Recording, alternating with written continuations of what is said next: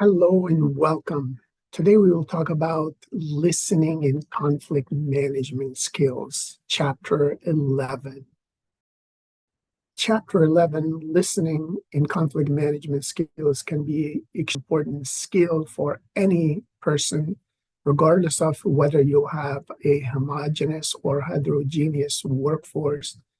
So these listening skills and conflict management skills can help you be an effective leader, if you're an effective brother, effective sister, effective spouse in any environment. Listening is something that we've done since birth, provided that we do not have any difficulties or disability with regards to the functionality of our ears.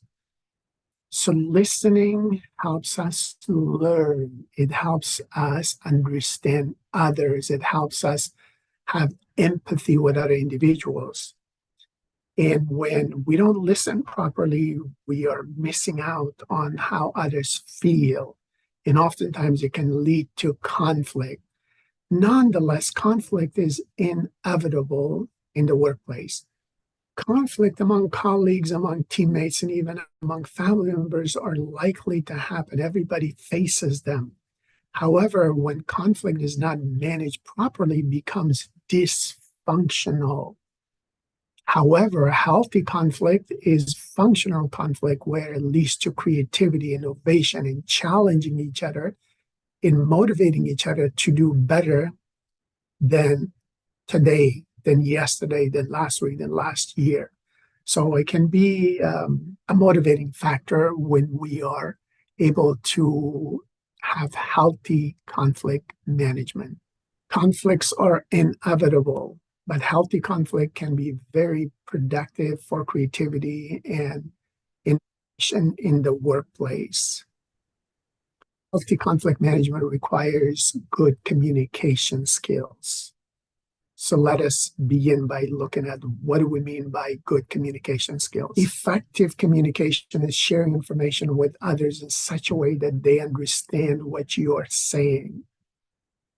And I'm sure you would give this statement a thumbs up as well, because it's so important for avoiding miscommunication in the workplace.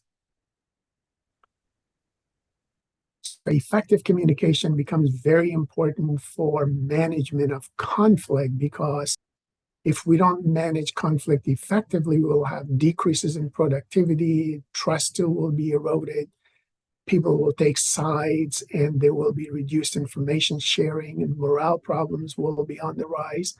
On the other hand, when conflicts are managed through effective communication, at all times, we have enhanced solution development, increased knowledge and skill sharing, vitalized creativity, increased motivation, commitment, goal attainment, and increased cohesion in a diverse or homogeneous workplace. So let us all be effective communicators so we can be effective cultural allies, effective coaches, and great listeners. As you recall from previous chapters, cultural allies are those individuals and professionals who intervene or interrupt as needed to stop mistreatment or injustice from occurring to other individuals in their departments, in their teams, or in their organizations. We need to be good coaches. Good coaching is very important for you and I as diversity consultants, as cultural allies, as managers, as senior individuals in our departments, and as mentors. Because many individuals around the world, unfortunately, still face certain biases, stereotypes, and the glass ceiling in the workplace as they attempt to reach higher levels in the hierarchy of management. So coaching is one solution for minorities and underachievers of all backgrounds. So coaching can help enhance productivity in our departments and create inclusionary and equitable practices in any workplace. Coaching is a process that takes time, it takes practice, it takes planning, it takes collaboration with the specific employee you're trying to coach. But all of us should become coaches, especially when we're responsible for the work in development of other individuals in our teams and departments. It should be noted that small successes can lead to huge results, and underachievers can eventually have the self-confidence to achieve high-level organizational goals as well as significant personal achievements through effective coaching and fair development and promotional opportunities. So success is built one step at a time, one achievement at a time, one task at a time. Aristotle said it about 2,000 years ago, and the concept still holds true today, that you get a good adult by habituating a good child to doing the right thing. Praise for truth telling and sanctions for fibbing will, in time, make him or her naturally honest. Abstract knowledge of right and wrong no more contributes to the character than knowledge of physics contributes to cycling. So if we want our employees to be productive and inclusionary and equitable in everything they do, we need to be role models of it. We need to be good coaches, good leaders, and good cultural allies for them. As discussed in the past, conflicts are inevitable between male and females in the workplace. Remember, we mentioned that our conditioning as boys and girls have been somewhat different in the past during our socialization years. For example, males learn to compete through competition in sports and their domineering personalities, which is related to conflict and one best method of doing things or one final winner. On the other hand, little girls learn to be compassionate and caring as they grow during their socialization years as young girls in the games that they play. Boys spend about 50% of their time moving from one task to another. They do something, they learn from it, and move on to something else. However, most girls prefer to be involved in the entire decision-making process when they're playing games with other little girls and boys as young children. So the conditioning of boys and girls, eventually them becoming men and women in the workplace, might influence their decisions, their influence tactics, and their leadership styles, which at times can be in conflict between the two genders.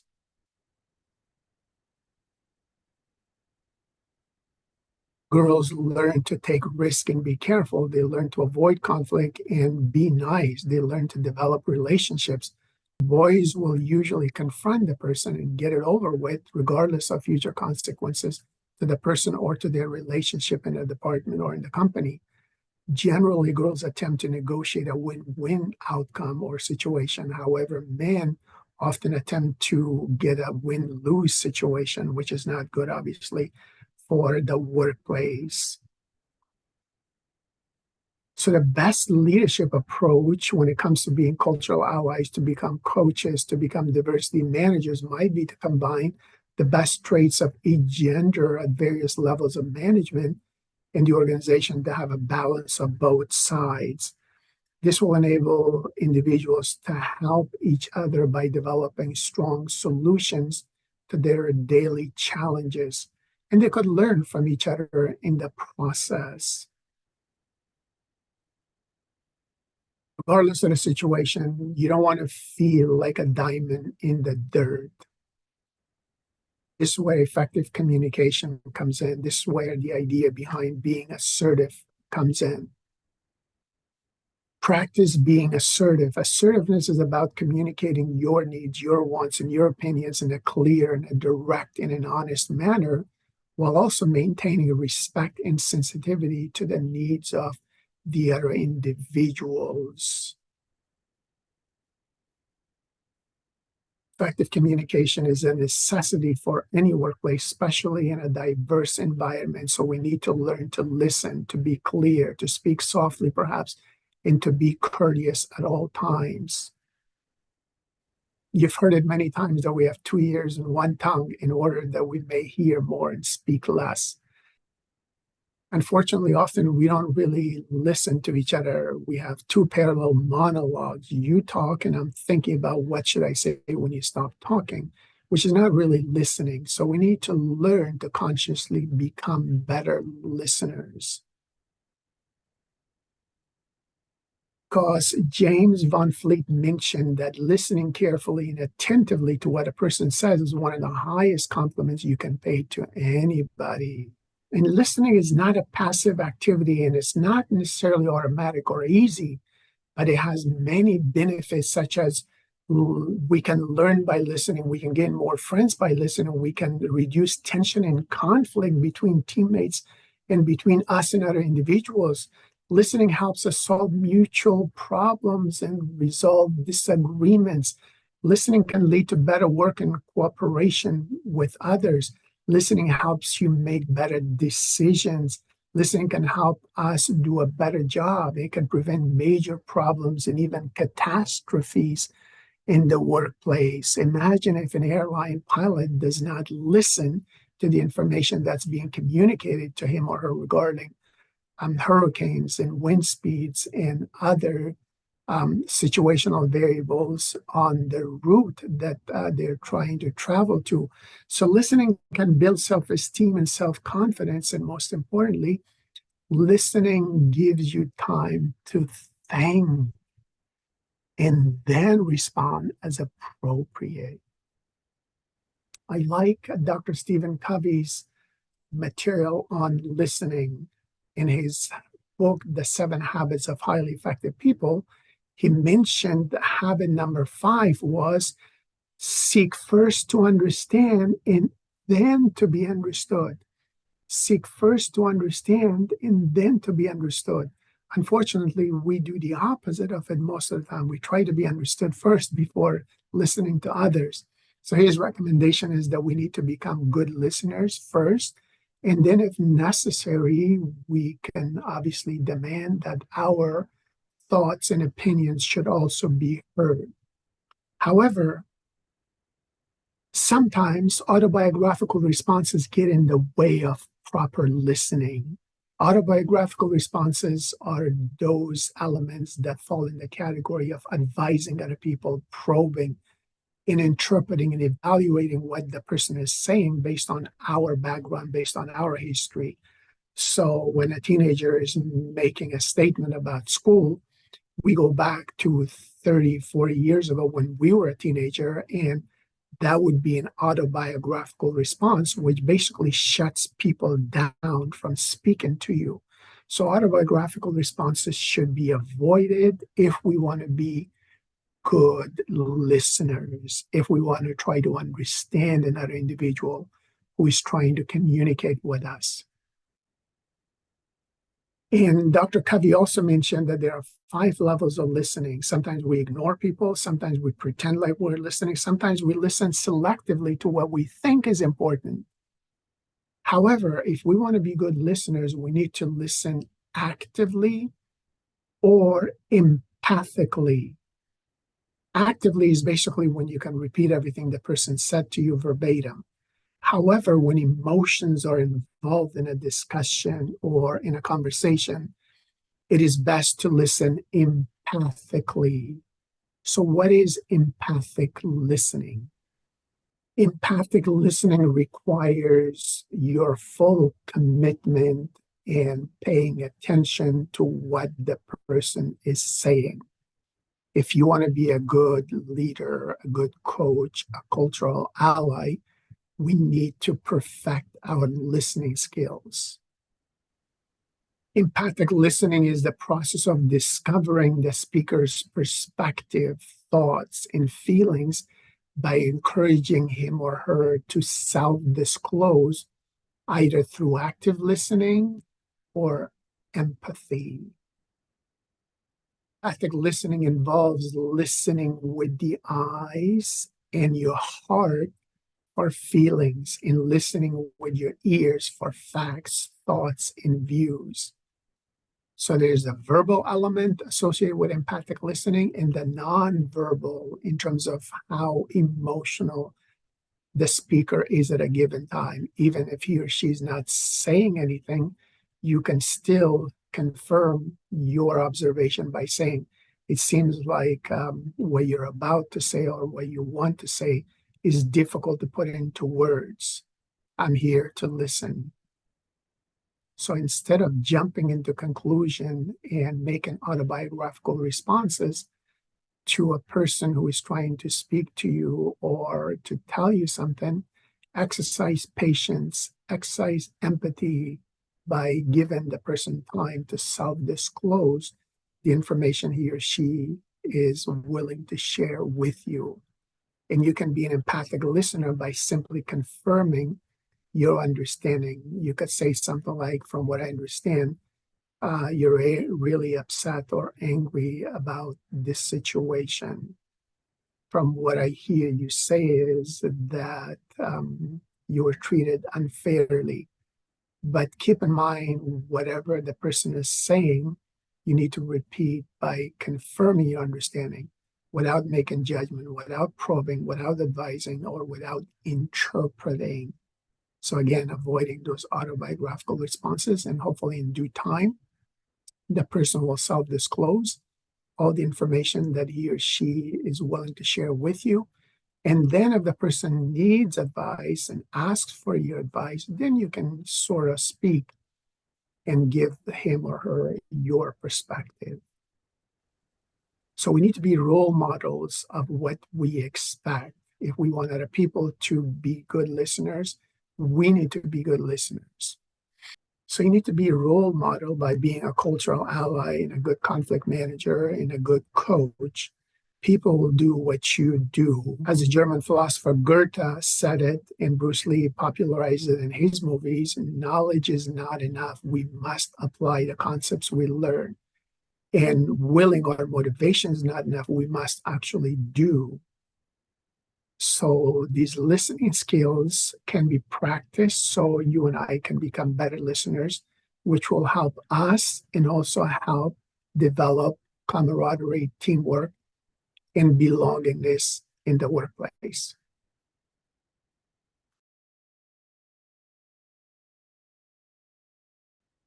Of course, conflict is likely to happen, which is a struggle that results when two or more people perceive a difference or incompatibility in their interests, values, and goals. Every interaction has a potential for conflict. Some conflict is good for team performance. Too much of it causes leaders to spend way too much time responding to conflict. So conflict management is the process of dealing with conflict in an assertive and effective manner. In this chapter, we talk about the 4F model of conflict management, where you focus on the facts that were stated, your feelings at a given time, and how something that was said made you feel. In this case, share your feelings and not your thoughts. Use I messages, not necessarily you messages, in order to prevent the conflict from being escalated.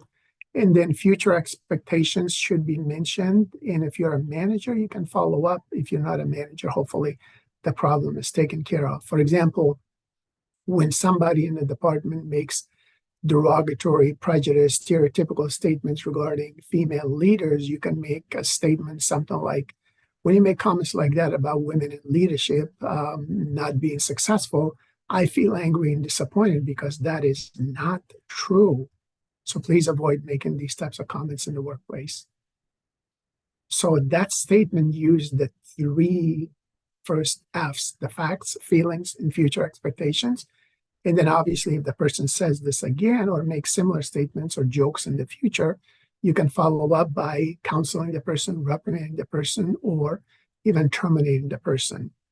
But hopefully it doesn't come to that. But the idea is that when we apply the 4F model of conflict management, we don't go home upset and angry about why somebody said what they said. We simply focus on the 4F model by stating what was mentioned, sharing our feelings, and then what the expectations are for the future. And hopefully, everybody lives happily and misunderstandings are clarified by using the 4F model in conflicts in any workplace, whether the conflict is between you and another individual, or whether the conflict is between one individual in his or her team of colleagues and employees. The key is to be a good coach and manage conflict in an effective manner.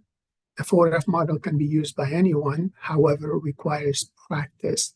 Instead of being angry and upset and disappointed, which we might be at times when conflicts arise, we can use the 4F model and make a statement in about 30 seconds to clarify any confusion or any misunderstandings. It might be helpful to write what you're going to say to the other person. And again, what you say to the other person should take no longer than 30 seconds or so. So if you write it based on what the fact was and how it made you feel and what the future expectations are, hopefully you can say it without being emotional, without being angry, or without being accusatory, because maybe the person did not mean it the way it sounded to you. But saying it hopefully leads to clarification and good conflict management and good conflict resolution in any environment. I like what Nova Southeastern University's president, George Hanbury II, mentioned. He said, I believe that if we all feel we belong, diversity, equity, and inclusion will take care of themselves. The key is to engage your colleagues by listening to them, by hearing their voices, and eventually you will have an inclusionary work environment where hopefully everyone is able to access what they need in the department to do their jobs, and they feel that all decisions are made through equitable decision-making processes, and ultimately they will be satisfied and productive while being committed to the organization's culture. As I always encourage all my workshop attendees and students, be that which you are. As Menachem Mendel mentioned, if I am I because I am I, and you're you because you're you, then I am I and you are you. But if I am I because you're you and you're you because I am I, then I am not I and you're not you. So be who you are because you're a unique individual among millions and billions in this world. Diversity can be very colorful and very, very good for all of us because different individuals valuing each other regardless of skin color, intellect, talent, or years is what diversity stands for. Remember that it is what is inside the person that makes a difference. So the input that goes into the head, how he or she feels in the heart, and then all of that translates into daily habits is what creates consistency, happiness, and alignment with regards to organizational expectations and societal expectations to create equitable and inclusionary workplaces. Effective teamwork and creativity can produce synergistic results in our workplaces. As I always say, through equity and inclusionary practices, we can make diversity an advantage for us, for our departments, for our organizations. And hopefully, everything we do can be done in a sustainable manner throughout our organization's culture and in society. Let me end this chapter by quoting the Irish statement, may you have the hindsight to appropriately diagnose problems, the foresight to solve them effectively, and the insight to ask for help when appropriate. Good luck being an effective listener, conflict manager, coach, cultural ally, and a great situational leader. You can do it.